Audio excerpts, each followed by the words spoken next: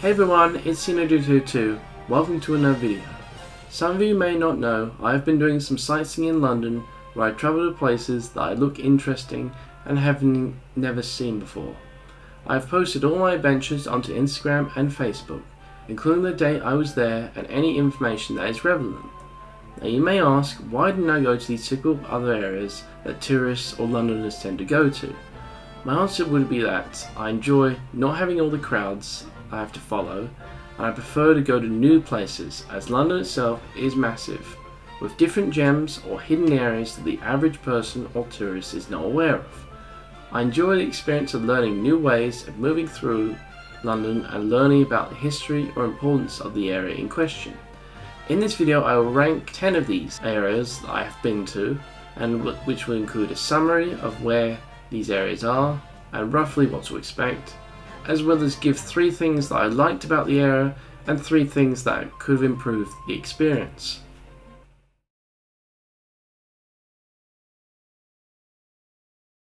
Number 10, we have Stave Hill. This is a secret gem of an area. That is a hill viewpoint of London near Canada Water Station on the Jubilee line, filled with many landscapes, and the closest point you can see the buildings from Canary Wharf. With that, you sometimes will get to see planes taking off from London City Airport. Before the docks were built, the area was mainly marshland and wilderness, which is where the ecological park was left, with the rest built for housing. It was a reasonably quiet morning when I got there during the week, as I was the only one there, and it was excellent. Probably my second favourite viewing spot now.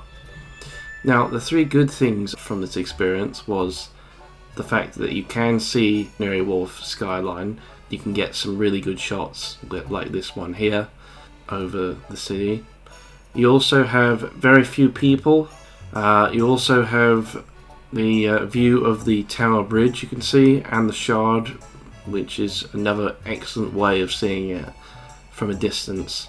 Now, the 3 things I would probably make improvements to this area is that they could add more steps on the other side of the hill, as there were sometimes the odd people would go down the hill on the other side and there's no steps. Trek down very carefully without injuring themselves.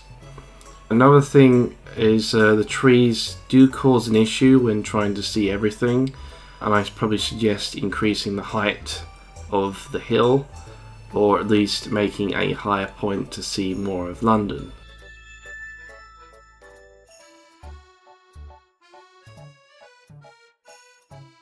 At number 9 we have Wapping. This area of London is home to former docks with resident apartments and warehouses and traditional pubs beside the River Thames. It has beaches that you can access through the Wapping Stairs or Pelican Stairs. These are the main 2 entrances that you can descend onto the beach. There are more like them along the street of Wapping. There's a great view of the landscape when you're down on the beach. If you go further to St. Catherine's Docks, then you can find housing that is almost like in Venice or Amsterdam. Wapping is located in the East London area that you can get here through the DLR service via Shadwell Station, but you will have to walk south or use the bus to get to Wapping. It is near Whitechapel, with attractions such as the Jack the Ripper Museum or some other parks that you can go to. How most people miss this out is amazing. There is history from World War II, as it was bombed during the Blitz and was rebuilt, but it still is quite run down today, even though the redevelopment has helped people stay here. St John's Church in Wapping, 1756, is on Scandrett Street. The tower and shell survived the bombing during the war, and now has been converted into housing. Now, the good things I liked about this area was having access to go on this wonderful beach. You probably can't do that too many places in London, and that's one of them, to see the River Thames. You can also, the infrastructure is fantastic in terms of what you can see, the old with the new, but also it's not too far from Tower Bridge and other honey spots that you can see and meet up with lots of people in the tourist section. But it's a lot quieter though, is another thing. There are some things I would change if I had the chance. There's not a lot to do around the area in terms of activities other than a sports area and maybe some swimming. Another thing I would say is that it doesn't have too many transport links to Wapping other than the DLR, and there was one bus which went one route, so you can't really get to Tower Bridge as quickly as you probably wanted to. Also, it may be slippy as well, so when you go down to the beach area it may be slippy. Be careful. 8th on our list is the Vaults. The Vaults in London is located near Waterloo Station, which takes about a 4-minute walk. On Leek Street you can go through the long tunnel that has a lot of graffiti art that is all different. Inside you may not have as many people, but there is still somewhere to admire all the bits of work that have been done. You can hear the trains in the underground above your head. There are some hidden areas as well that are for different shows and for food and drink that you can get there. The good things I found at this place was it was quite mysterious, and there was lots of cool, interesting artwork to see. There was also the tunnel itself is fascinating. It includes these hidden rooms and has the ability to offer you food and drink as well if you pay, or events as well that they could let you in there. And I probably haven't scratched the surface what I saw at the Vaults. It's reasonably hidden, so less people will probably notice that. The improvements I probably make for this place is tunnel even longer, because I would like to see a few more different artworks. It is also quite dark, so just to keep on your toes for any people that are suspicious. It wasn't as dramatic as I was expecting. I thought there was going to be a bit more, or that there was going to be these ladders I had to climb down or something. On number 7 we have the Migration Museum. This museum is based in Lewisham Shopping Centre. You can get here through the DLR train to Lewisham.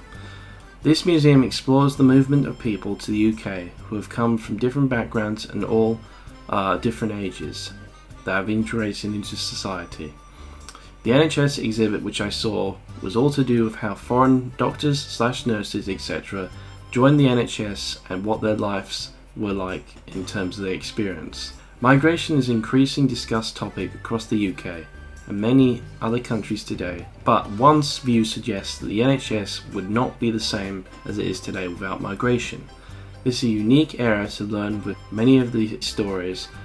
When doing this video though, I realised on their website that the museum may move in the distant future to Aldgate and Tower of London, which is due to open in 2027. The good things I liked about this place was it was brilliant. It was great to see photos, stories, and how migration to the UK happened to lots of these different people and how that made them a better life in the NHS. The staff are very friendly at the desk, and they gave lots of useful information, so that's something I liked. Also, despite being smaller than most museums, it felt there was enough there to, at least for an hour and a half. Some improvements I would make is that the back of the museum clearly wasn't finished. There was a bit of construction taking place. That's something they need to fix as soon as possible. They should add more items and places to see in the entrance area, because despite the gift shop and the front desk, I think they could make the entrance to this museum even better by adding a bit more colour. You could also brighten up the place a bit more. At number 6 we have the Cloud Royal Docks cable car ride. This gondola ride that opened in June 2012 crosses 90 metres above the River Thames, either from the south in Greenwich Peninsula. From North Greenwich Station takes about 6 minutes walking time, or from north, which is from Royal Victoria Station, which takes about 4 minutes walking time. It is only 15 minutes from central London and is fully connected to TfL transport network, and is bike friendly and wheelchair accessible. Each car arrives every 30 seconds, which can carry up to 10 people. It gives you an excellent chance to have an aerial 360-degree view of Canary Wharf, the O2, the London Stadium, London City Airport and the Thames Barrier, etc. The time to take to cross the river on the cable car can take up to 10 minutes. That can vary on the number of people on and the weather conditions that may suspend the rides altogether for safety reasons. This due to strong winds or lightning threat. Opening times can be found on their website, but I will show you a screenshot here. Fares can be paid online, cash or contactless, or using a valid Oyster card. Now with prices for one-way trips, which are £6 for adults, children 5 to 15 years old, £3, but children under 5s go for free. Now the price doubles for one round trips, so therefore £12 for adults, £6 for children over 5, and for under 5s they are still free. Now the family ticket though would cost £30, which means 2 adults and 3 children for one round trip. Now in 2022, the cable car won a Traveller's Choice Award for things to do in London. Now the good things about this ride is that it rivals other attractions such as the London Eye, etc. for being a cheaper way to see an aerial view of a different area of London. Here's another way also to you can travel if you want to avoid going through central London to get to Stratford via DLR from Royal Victoria. The seats are more comfortable and designs of the cars are very cool. Also the waiting time typically is not an issue as you can ride on very quickly, non-busy times. The improvements I probably make to this ride is that it could be a lot cheaper. It could rival TfL's similar route for £1.90 via Jubilee line to Canning Town and then via DLR, which would then take you to Royal Victoria Station. On that same route, it takes about 6 minutes shorter than cable car, according to the TfL website. The cars could be bigger to add more capacity as well. For my fifth pick, it's going to be Tate Modern in the south of London. This is an art gallery in Bankside opposite the River Thames from St Paul's Cathedral as you walk over the Millennium Bridge from St Paul's station on the Central line, which takes about 16 minutes to walk.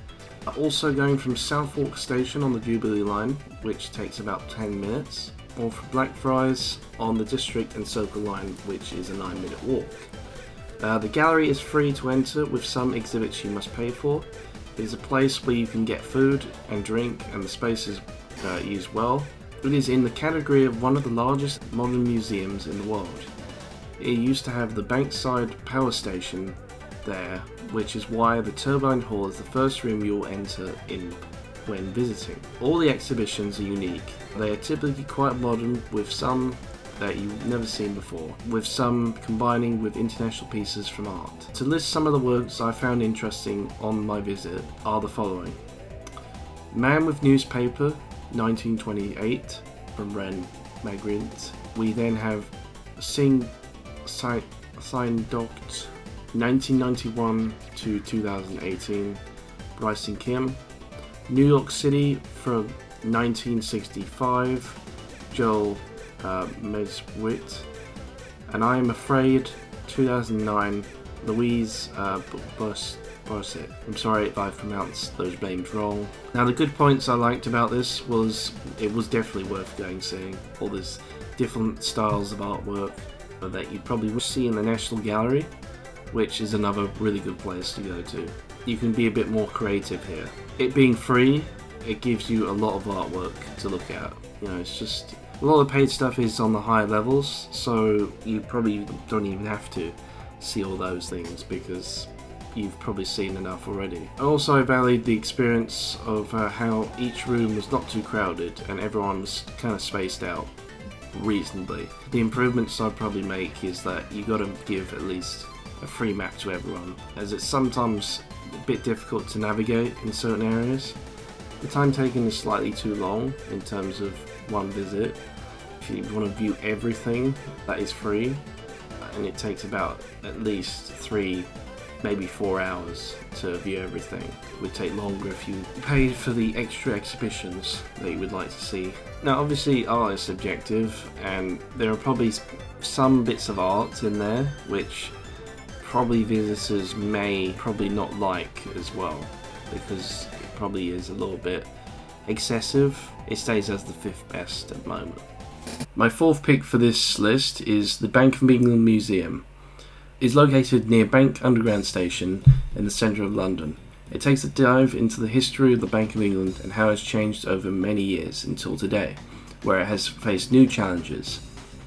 You can get to view the older notes and coins from previous years, then observing the prospects of where physical money will have a part in an increased cash-free world.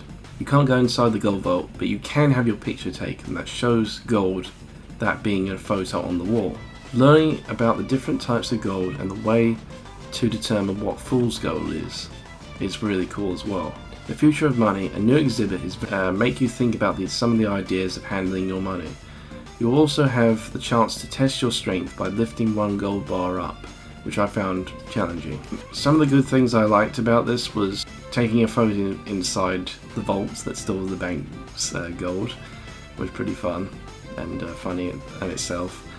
I liked the new exhibit, the Future Money, which probably won't last. It will last probably another year, as it says on the website, which was about the changes to how people are less dependent on physical money now, and instead we do digital or contactless payments in a world which keeps evolving.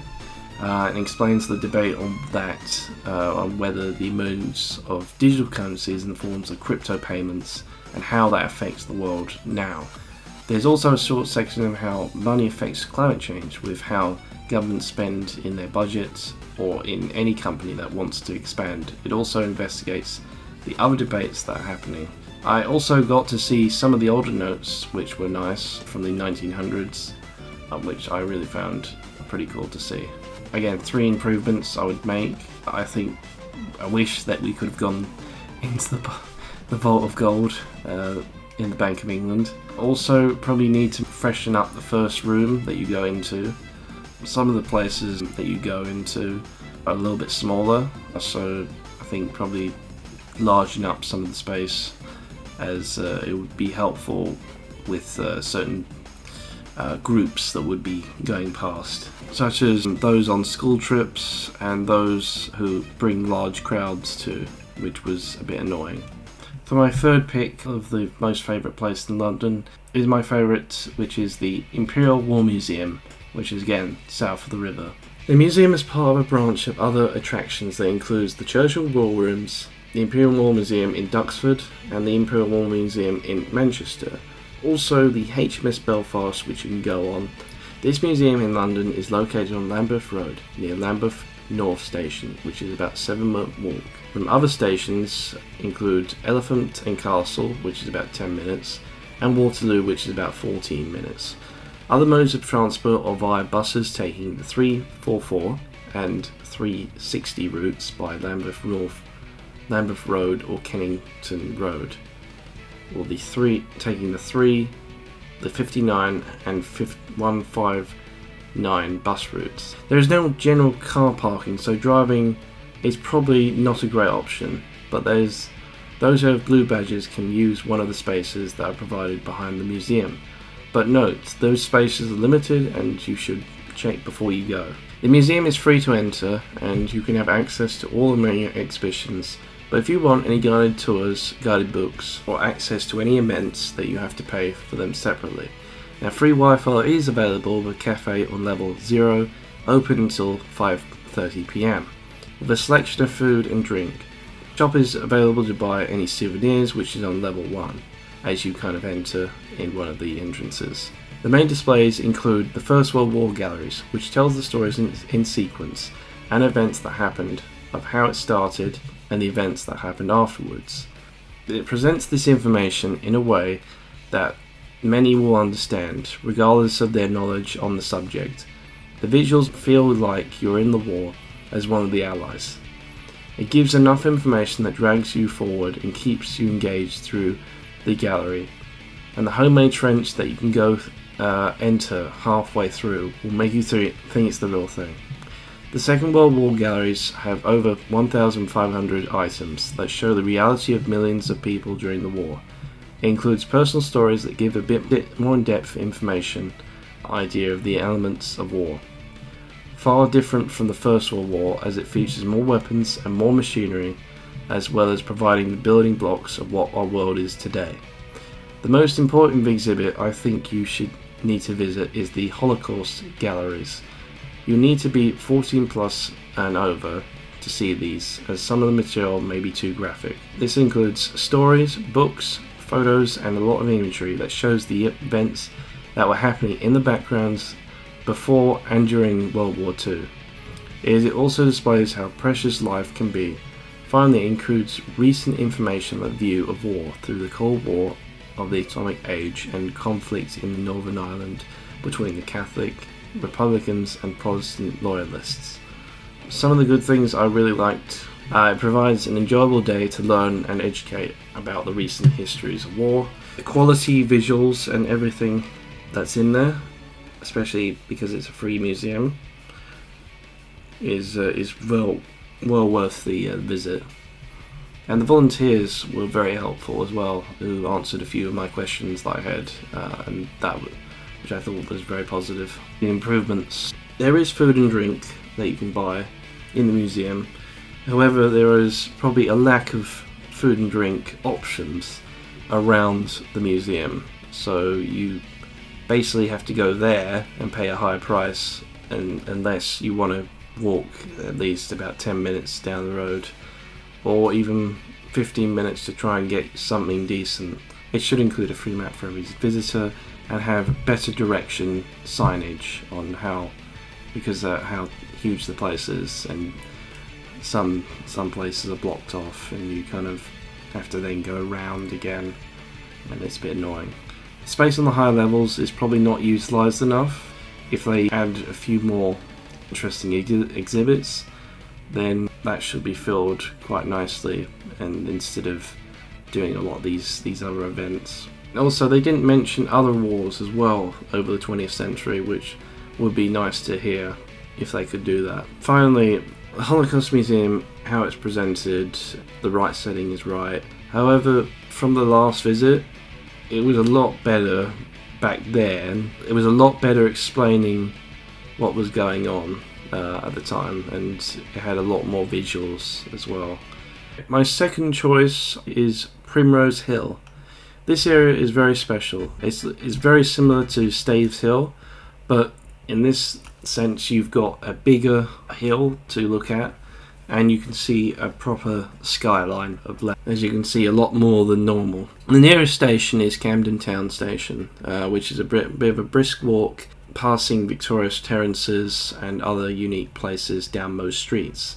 The challenge is probably hiking up the hill itself, but once you get up there, you can rest easy.